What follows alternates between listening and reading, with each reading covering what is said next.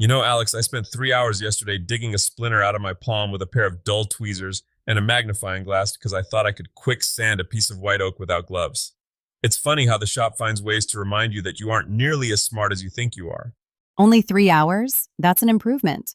Usually you just name the splinter and let it live there until it pays rent. It was personal this time, but it got me thinking. We spend so much time fighting our materials and our tools when the technology is finally starting to catch up to our laziness. Or, as the marketing teams call it, efficiency. Welcome back to the TigerDen, folks. We've got a Sunday digest that's actually worth the sawdust in your hair. It's May 31st, 2026, and we are looking at a world where joinery is getting cheaper, HVAC is getting fancier, and organic brutalism is apparently a thing people want in their living rooms. Sounds like something you'd find in a caveman's high-rise apartment, doesn't it?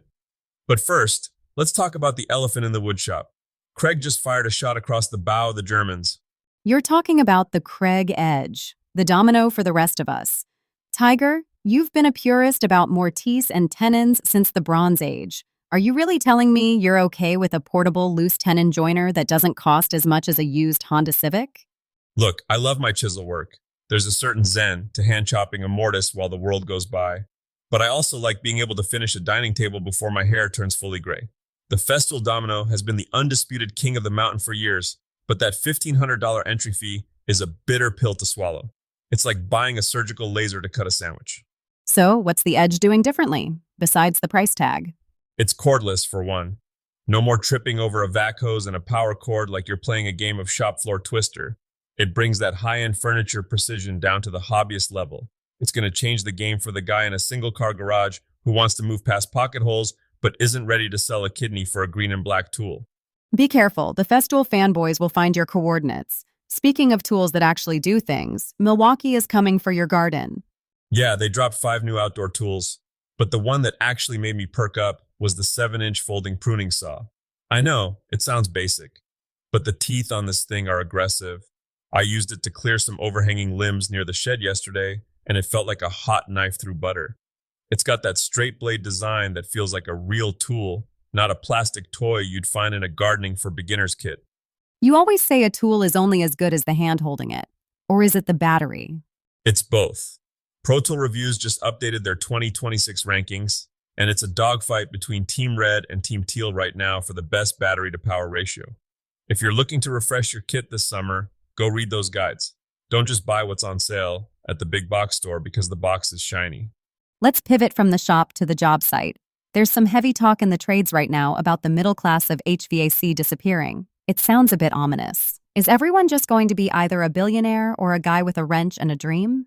It's a polarization, really. You've got these budget outfits that are basically racing to the bottom, cutting corners until they're circular. And then you have the premium service providers who are treating HVAC like high-end engineering. And the news from ACHR says that's actually a good thing for the techs? It's a goldmine, Alex. If you're a technician who actually gives a rip about your craft, the path to a high-paying career has never been clearer. We're moving into high-efficiency heat pumps and smart home integration. That's not fixing a furnace, that's managing a climate ecosystem. I love that Eagle Pipe Heating and Air out in Washington is donating equipment to trade schools. We talk a lot about the labor gap, but they're actually putting their gear where their mouth is. That's how you solve it. You don't wait for a government grant, you go to the local school and hand a kid a manifold gauge. My tip for the pros out there, stop being a generalist. Be the person who understands the complex sensors and the high-margin efficiency systems. That's where the old guard is falling behind, and that's where the new money is. Okay, let's talk business. The maker moguls are looking at the 2026 trends, and I have to ask, Tiger, do you know what organic brutalism is? It sounds like something I'd say after a few too many IPAs. It's basically taking your mistakes and calling them features. No, it's that raw, heavy look. Concrete slabs, unrefined wood textures, things that look like they were pulled out of a quarry but still feel sophisticated. It's the opposite of that flat, fast furniture that feels like it's made of compressed sawdust and sadness. People are craving texture. Shopify says tufted rugs and resin jewelry are the big made-to-order winners this year. Those are high perceived value items. You can get into tufting for relatively cheap, but the finished product looks like $1,000. If you're selling on Shopify or Etsy, here's the play. Change your tags. Use biophilic design. Use hand textured. It's about catching that SEO wave that craves the human touch. Biophilic design. You've been reading the interior design magazines again, haven't you? I look at the pictures, Alex. I look at the pictures, but seriously, if you're a maker, your photography needs to show those textures. Don't hide the grain, don't hide the tool marks. In 2026, the flaw is the selling point. It's the proof that a human actually bled over it. Before we wrap, let's get into the Sunday DIY dirt. You were watching a crew tackle 21,000 square feet of pavers? That's not a weekend project. That's a life sentence. I was exhausted just watching the video. But the principle of the sub base is exactly the same whether you're doing 20,000 feet or a 20-foot patio for your grill. People always mess up the sand layer. They try to eyeball it with a rake like they're Zen gardening. And you have a Tiger-style hack for that? It's the PVC trick. I tell everyone this. Get 2 lengths of 1-inch PVC pipe, lay them parallel in your gravel base, dump your sand, then pull a straight board across the pipes like they're train tracks. It's called a screed rail. You pull those pipes out, fill the little grooves left behind, and you've got a surface so flat, it'd make a physicist weep. Simple, cheap, and saves you from a wonky patio that collects puddles like a bird bath. I like it. It's the little wins, Alex.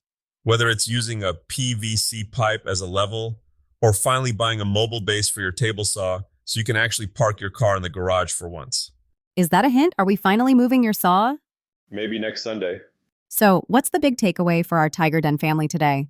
We covered a lot, from Kreg's new joinery tool to some high-level HVAC shifts and the brutal side of home decor. The takeaway is that the good old days of craftsmanship aren't behind us. They're right now. We have tools that are more accessible than ever, and a market that actually wants to pay for the soul of a handmade object. But you have to be willing to evolve. Whether you're learning a new heat pump system or trying your hand at tufting, the moment you stop being a student is the moment your shop starts gathering dust. Spoken like a man who just spent 3 hours with a splinter and came out the other side a philosopher. It was a very educational splinter, Alex. Thanks for joining us in the den today. If you want to dive deeper, check the show notes for our pathways. We've got dedicated tracks for the trades, the maker moguls, and the DIY masters. Keep your heads up and your blades sharp. See you in the shop.